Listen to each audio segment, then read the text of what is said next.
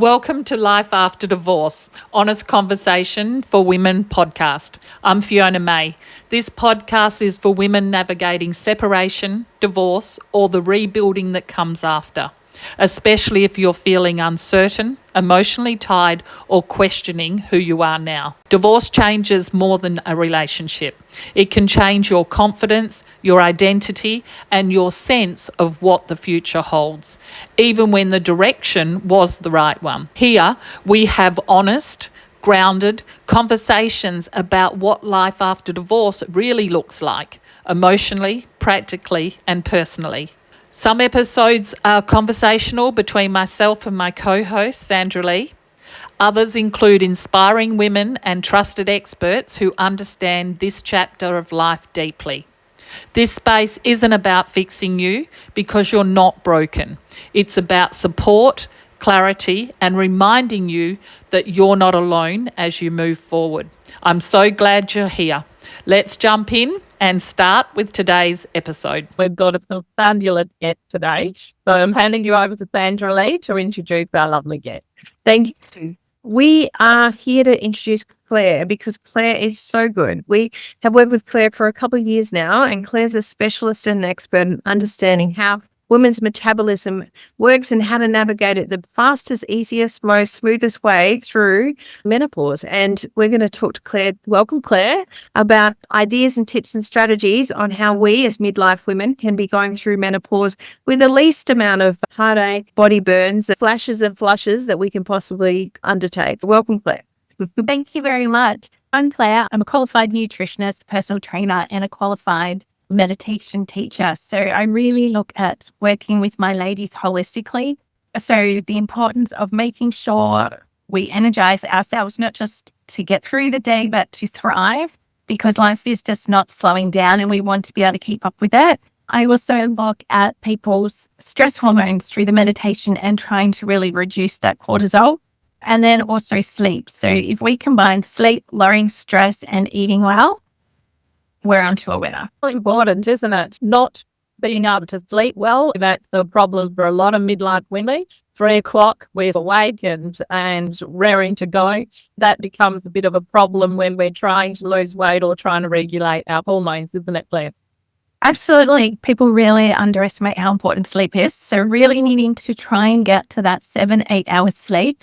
That is when our body, believe it or not, is doing the most and really preparing and building that muscle. Claire, I started my menopause journey. I wasn't even aware I was in it until I just had so many symptoms. I actually thought I was like having some major physical trauma going on with my body. And I ended up going to the doctor. He says, "Oh, love, you're in perimenopause." I said, "But I'm only 42. I felt like I'd asked my mum when she'd gone through menopause, and she said she was well into her 50s, late 50s.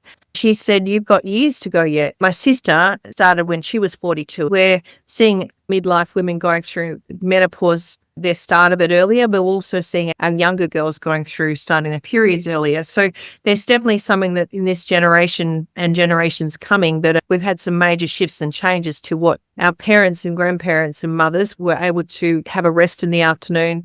They did different work. They weren't doing high-performing jobs, and they were doing probably a lot more stress in there, but it was a different type of stress. Yeah, absolutely. So I think the most important thing with talking about perimenopause now is that appreciating how much it does affect our brains, which I think is so important for ladies to appreciate. The brain fog, the feeling tired, all of that. It's definitely something, and we need to manage it with good nutrition when our gut is our second brain.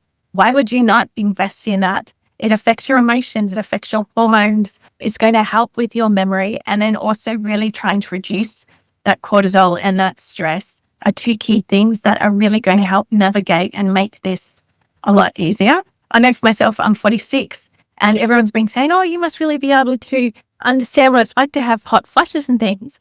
And fortunately for me, I'm not sure it's because of the diet and the exercise I do. I haven't had any of those other symptoms. So I am a big believer in that holistic health. And really, even when they're young girls, when they're getting close to their period, boosting up their healthy fats makes such a difference as well. Yeah. The rules have changed and women feel confused, defeated by not being able to lose weight or gaining it, belly fat that comes into it all. And I guess we want to understand what is the emotional as well as the physical changes that people go through and how we can combat that. Yeah, so probably the first thing I hear from women is how low in calories they're eating. And I'll try and go back to maybe what they did in their 20s, which is loads of cardio, cutting out so much food. And unfortunately, our bodies, when we get to 40, are designed for survival. And what it will do is put us in survival mode, and it will start to maintain or gain weight as a protective mechanism. From 30, believe it or not, we are starting to lose muscle. So it's extremely important that we are eating enough calories to allow us to build muscle and eating the right macros with your fats, carbs, and proteins. There is definitely a trick to eating enough for recovery and strength. The more our skeletal muscle mass goes up and the more lean muscle we put on, the more naturally our body becomes this fat burning machine. So it's working for us. So that's going to help you lose the weight. A lot of that strength training, putting on that muscle. And that involves eating, which shocks a lot of women. And it's also really exciting. And eating what? Yeah. No, so you're wanting to look at a couple of servings of 20 to 30 grams of protein. So ideally, you're getting that from lean meats. So when it's cooked, that's around 100 grams of lean red meat, around 100, 120 grams of chicken. If you're going to do eggs, you need to pair that 2 eggs and 2 pieces of whole grain toast to get enough protein. There's also some really good supplements out there as well. So in terms of your protein shakes, just making sure it does have all the 9 amino acids though. There's protein yogurt as well. So there's various ways of getting protein. You want your healthy fats, so avocado, olive oil, nuts, oily fish, really good for your hormone production. Healthy carbs, don't cut carbs out. Rice, you can have pasta, healthy breads, and most importantly as well, or your fruits and vegetables. Something that's really scary is when people think they need to go in ketosis. Unless there is a medical reason to cut out food, in terms of your gut health, it is really not recommended. That's interesting, Claire. We were at Sandra's the other night and there was a group of girls, all midlife women, sitting around, and what they were saying is that they can only eat half of what they used to eat when they were younger. The consensus was that you just can't eat as much in your 50s, 60s and onward as what you used to. And you're saying that's not necessarily true. No, so the result would probably be that their metabolism has really slowed down. And that would also be contributing to a loss of muscle. The more you eat and pair it with strength training, it will start to work together. When I put meal plans together, some of my ladies do say, oh, I can't eat it all. I'm like, don't worry, just keep training hard and trust me, your hunger and your appetite will come back with a vengeance. That's half the problem for a lot of us. We've got the appetite, we don't do the work. How do we work and train smarter and not harder? What does it look like for us at this stage of life that we have bung knees or a bung shoulder, or we've got things that don't work as well as they used to as well? Yeah, absolutely. So probably staying away from the group fit classes that move really quickly through strength training. Normal strength training at the gym, and if you're new to it, a really good place to start is the pin-loaded equipment. That completely stabilizes and supports your body. So there's less risk of injury. You can only use the equipment one way, so you don't feel too lost when you go up to each specific piece of equipment. What is the equipment that you mentioned? It's the pin-loaded equipment. So that's usually drilling the first area you see when you come into a gym. So it might be like the leg press or the bicep curl or the tricep push downs. They all only do one movement. It'll show you the body part, the start and finish position. They're really easy to use, and you just keep increasing the weight. Ideally, you'd be wanting to do 10 to 12 reps per set, have about a minute and a half break and do 3 sets. And you're trying to push to fail at each one, but you're not mixing a lot of cardio in there. It's really just doing the strength training, which is nice, slow and controlled movements. So do you have to do aerobic exercises, Claire? Only if you enjoy that, or if you're trying to increase your weight gain faster, but it is not necessary. Strength training is by far the superior way in terms of weight loss and gaining muscle. We also really want to do it for our bone density as well. We want to be protecting our bones for older age. When we do have those falls, it's not putting us in hospital with a whole lot of broken bones. Yeah, there's also a whole lot of longevity that comes with it. Like we've got a member who's 78 and she's going traveling and she's got that vitality, she's got that movement within her body, and she's just really fit and able to travel. What about our girls that are listening and can't remember when they're last in the gym or never been in it? What about the ones that know they need to do something, but they just don't know where to start? Yeah, absolutely. So that's when you'd reach out to someone for help. So someone like myself, I do it online for you, which is a personalized meal plan based around how you like to eat, the types of food you like to eat. I work out your macros based on your goals, and I also put together a workout program. All of that you can take to any gym. We check in weekly online. You have all that support. And I also do mindfulness type exercises each week as well to work with that cortisol. So there's lots of support out there to help you start. Wonderful. If you had to give ladies 3 tips, what would they be? 3 tips would be: 1, make sure you're having 3 to 5 servings of the 20 to 30 grams of protein. Make sure you're getting 7 to 8 hours of sleep. And hydration's a big one as well. But if I can put in another one, it is practicing some mindfulness and just being in the moment. Excellent. Thank you, Claire. Ladies, our health is everything. If we don't look after our health, then what's the point of we can't excel in our career, we can't have beautiful relationships if we aren't looking after ourselves. It's a great time of our life. We believe this is our time. We've been good wives, we've been good mums, we've done all the other things, but this is our time to really focus on ourselves. So I'd love to pass on to Sandra and just for a closing word, and look forward to watching you create your beautiful new life for yourself.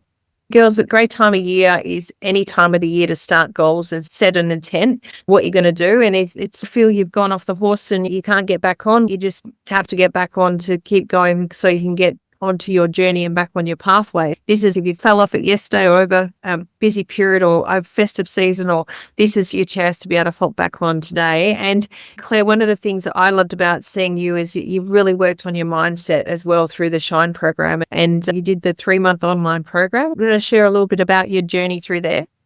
Yeah, absolutely. For me, I was totally shocked when my relationship fell apart and I was really seeking support. And that was the one thing I really liked about Shine, was that you ladies had been through the journey. It's very frustrating to talk to a psychologist who's telling you how to do things when her life is always perfect.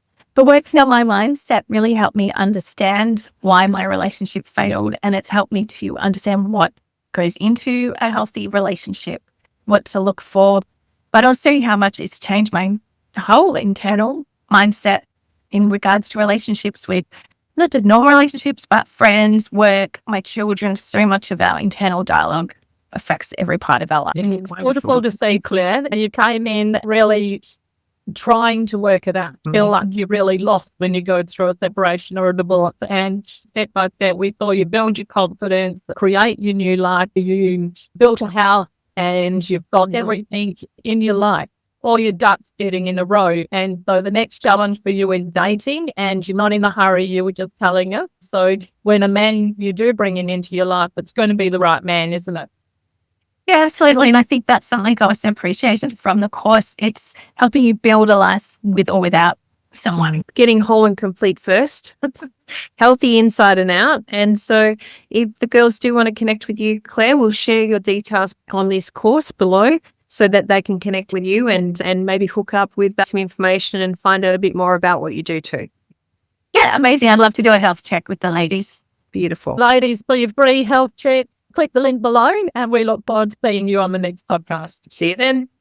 Thanks, Claire. So thank you for spending time with us today. I know conversations like this can sometimes stir up emotion. So if something resonated with you, just take a moment to be gentle with yourself. Life after divorce can often feel isolating, but you don't have to do this alone. So if you would like some extra support or connection or guidance, you can learn more about our coaching programs, our 3-day events, and our community at womenontransition.com. And if this episode was helpful, you're more than welcome to subscribe, share it with another woman who might need it, or leave us a positive review.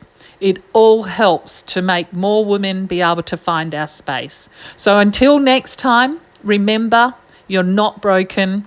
This chapter doesn't have to define you. It's simply part of your becoming. See you next time.